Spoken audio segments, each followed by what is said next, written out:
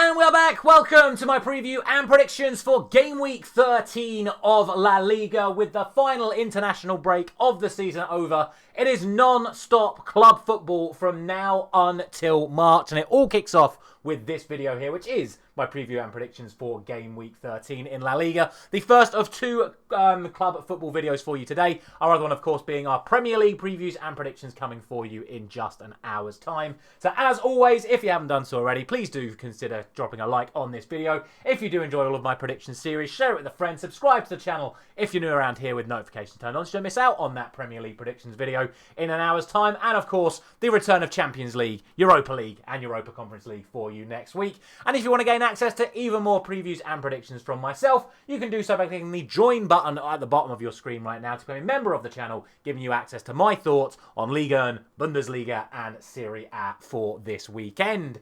As for La Liga though, these are the 10 fixtures taking place this weekend across the country of Spain. And without any further ado, let's get straight into it with the kickoff we always go for first, which is of course the Friday night game, tonight's kickoff between Valencia and Levante. Now, both sides are coming into this without a win in their last 4 matches in La Liga. It's actually the last 7 for Valencia. However, given the fact they drew at home to Real Betis 2 weeks ago, it is enough for them to get themselves out of the relegation zone at the expense of Levante, who lost 3-1 at Atletico Madrid. So neither side particularly on the best run of form as things stand, but Valencia come into this probably as the ever so slight favourites. As far as I can tell, there was actually no fresh injury or suspension concerns for either side coming into this game, but there could be a couple of returns for Valencia, and one man definitely back for Levante is Vencedor. He is back from suspension after missing the previous match before the international break.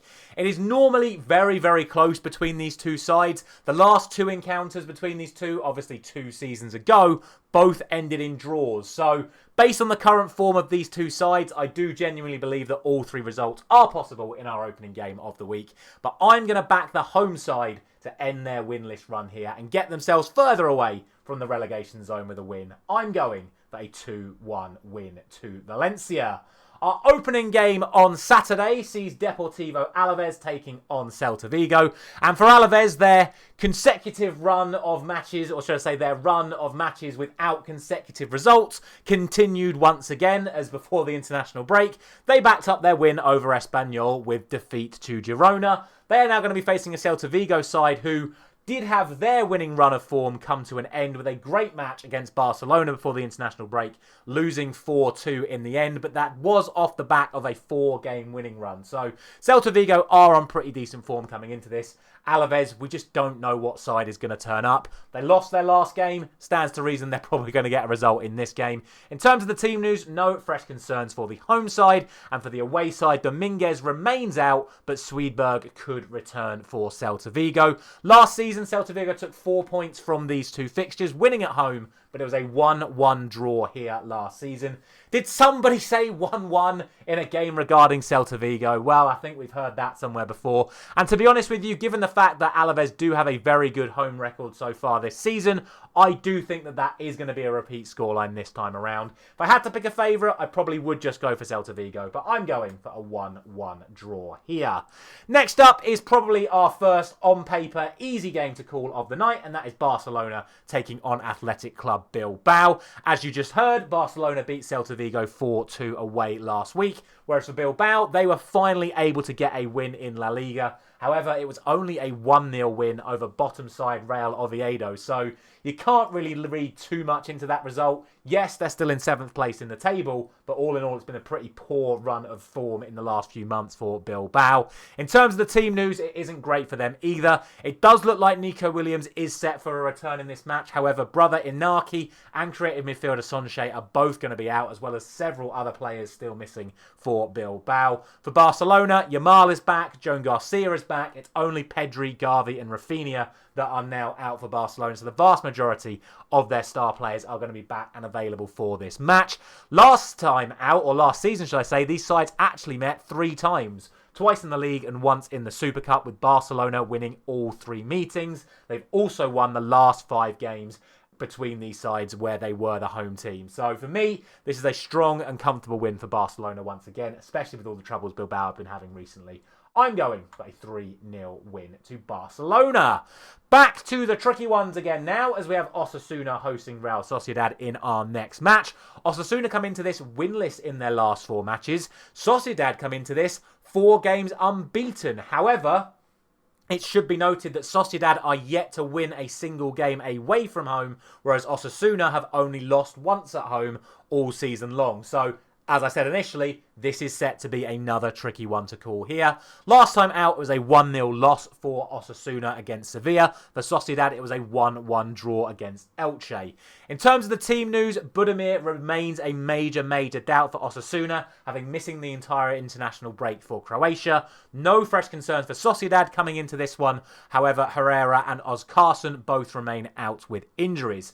Interestingly, Osasuna have actually won the last 3 meetings between these two sides in the league, winning here 2-1 last season. However, from what I've seen from these two sides prior to the international break, I have to fancy that Sociedad are going to come away with at least a point from this fixture, and I'm going to go for that 1-1 draw here. I do think if there was to be a favourite, I would go for Sociedad. On to the final game on Saturday then, and that sees high-flying Villarreal versus struggling Mallorca. For Mallorca, yet another really hard away fixture for them as their ridiculous run continues. That being said, before the international break, they did win 1-0 at home to Getafe, whereas for Villarreal, it was a 2-0 win away to Espanyol. So, unsurprisingly, we've got the side in 3rd place in the table as the favourites for this match. In terms of teams, the Georgian forward Midakatske remains a doubt for Villarreal. He was unable to feature for Georgia over the international break. For Mallorca, Lato and Roman remain out injured for them. Last season, Villarreal won both home and away, including a 4-0 victory on this ground, with all 4 goals coming in the space of just 8 minutes between the 20th and the 28th minute. 4 very quick goals from them that day. To be honest, I actually don't think this result will be as severe as that one. But if you think about it, Villarreal are doing better this season and Mallorca are doing worse. So who knows? Maybe it could be more than 4-0. I'm not going to go for that though. I'm going to go for a 3-0 victory to Villarreal.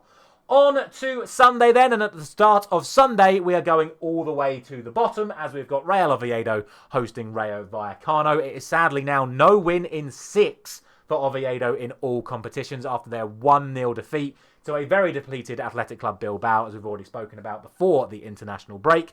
For Vallecano, they bounced back from their 4-0 hammering by Villarreal by drawing 0-0 with top-of-the-table Real Madrid. So a very positive result for them going into the international break after what was a pretty decent run of form before that Villarreal game as well, it has to be said. Now facing the worst side in the division, you've got to fancy them as favourites for this match, especially when you consider they've got one of the best away records in the division so far this season. In terms of the team news, no fresh concerns for Real Oviedo, but also no returns. They do have a fair few injury problems throughout the squad. For Vallecano, Pedro Diaz suffered a pretty bad injury against Real Madrid, and as it stands, it looks like he's likely to be out until the new year. So he's going to be missing for a little while for them. I do think this has the potential to be a slight banana skin. I do think Oviedo at home could produce a result here. However, my gut says that Vallecano are going to come away with the victory here. So I'm going for a 2-0 victory to Rayo Vallecano. Next up, it is Real Betis taking on Girona in this one. And for Betis, it is 4 games unbeaten. However, it was only a draw against struggling Valencia last time out. Whereas for Girona, it was actually victory for them ahead of the international break, beating Alaves. However, they are still yet to win a single game away from home so far this season. And against a side as in form as Betis, it does look like this is going to be a real tough test for them. In terms of the team news, no fresh concerns for Real Betis coming into this one. And it does look like that Isco is close to a return. Unlikely to feature in this one, but certainly before the end of the month, I think we could see Isco in a Betis shirt. For Girona, just another side that has a whole host of injuries, and sadly for them, they have another player who is potentially now out in daily blind. He looks like he's picked up a back injury, which makes him doubtful for this game. He joins a very long list of Girona players currently out with injuries, and a few of them with very long-term injuries as well. Interestingly though, the last 2 meetings on this ground have ended in 1-1 draws, so even though Girona are in the relegation zone and Betis are in the European places, don't rule out a result for Girona coming into this one. But with that being said, their most recent meeting was at Girona in just April, and it was a 3-1 win for Betis on that occasion. That is the exact scoreline I'm going to go for here, with Betis now back at home 3-1 to Real Betis. Now we move on to two sides currently in the top half of the table, but there are 8 points between these two sides coming into this one. That being said though, Atletico Madrid, despite having the best home record in the division, actually have a very poor away record so far, with only one win from their 5 matches away from home so far. Coming into it as well, Getafe only have 1 defeat at home. So I do think this has the potential to be a very, very close game. Before the international break, Getafe lost 1-0 away to Mallorca, whereas for Atletico Madrid, they won all of their previous 4, which does include that 1 away win they've had so far, and a good one as well, 2-0 away to Real Betis. In terms of the team news, no fresh concerns for Getafe. However, there could be a potential big miss for Atletico Madrid, as goalkeeper Jan Oblak is a major doubt for this game after leaving the Slovenian camp early with a suspected injury. Could that prove to be the difference in this one? They do have a couple of good backup keepers, it has to be said. Last season, Getafe actually did win this fixture 2-1. However, Atletico Madrid had won the previous 3 games on this ground before that. I'm sticking with an Atletico Madrid win here. I do think even if Oblak's out, they still are going to have enough defensive quality to see Getafe out, and they've got so much attacking talent. I would expect them to beat a side like Getafe. I think it'll be close, but I'm going for a 2-1 win to Atletico Madrid, which then means our final game on Sunday sees us go to the top of the table. We started Sunday with the bottom club. We're ending Sunday with the top club in the league, which is, of course, Real Madrid, and they are going to be travelling to Elche in a game which I don't think is as guaranteed as many people might expect coming into this. Let's not forget that last time out, Real Madrid drew 0-0 with Vallecano, and although Elche's form has dipped over the last 5 games, they're not actually able to manage to win any of their last 5 matches in all competitions. They are still unbeaten at home in the league so far this season, with 3 wins and 3 draws. And we know they're going to be solid defensively, and after the 0-0 against Vallecano, Madrid could have some problems here. In terms of the team news, there are 2 concerns for Elche, with both Donald and Joson Fernandez as major doubts for them. For Real Madrid, they're not just doubts, there are major first-team players out injured, with Courtois and Militao the latest to be registered as injured, joining the likes of Rudiger, Tchouaméni, Carvajal and more as big-name players unavailable to Real Madrid, and Valverde, I think, as well, is out of this game. The problem for Elche, though, coming into this, is their record against Real Madrid historically is absolutely horrendous. They've not beaten Real Madrid since 1978, and in all the matches they've played against them since, there's only been 3 draws too. All the rest have been Real Madrid wins.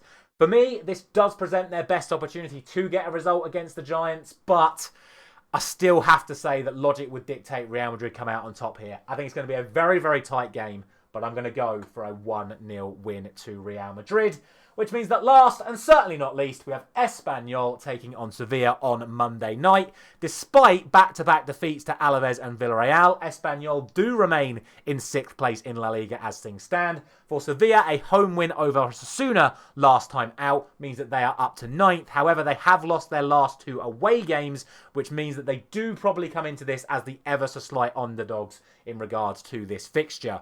The other reason I have them as slight underdogs is due to the absentees that they've got coming into this match.